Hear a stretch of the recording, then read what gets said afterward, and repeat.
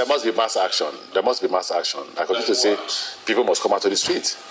You see, one thing about Nigeria is the moment they see the police and the army, they run away. And that's because most of the people who come out actually are not poor people. They are rich men or rich men's children who want to enjoy themselves.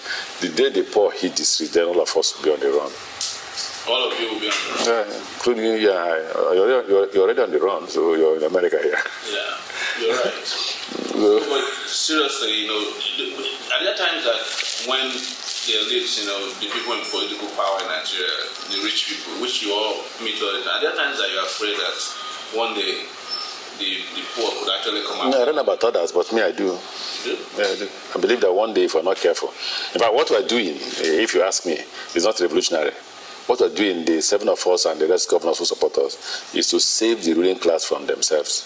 Because actually, the way we're going to self-destruct. Or the way we're going, people will rise up one day and come after us.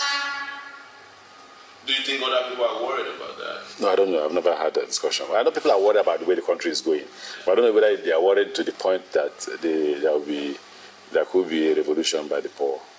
Yeah. Nobody knew that what happened in Tunisia would happen because Tunisia was a police state.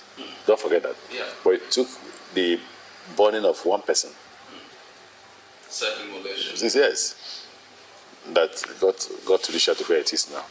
People will say, oh, Nigeria. Just like they say, no, but Nigerians can't kill themselves. Yeah. And today we are witnessing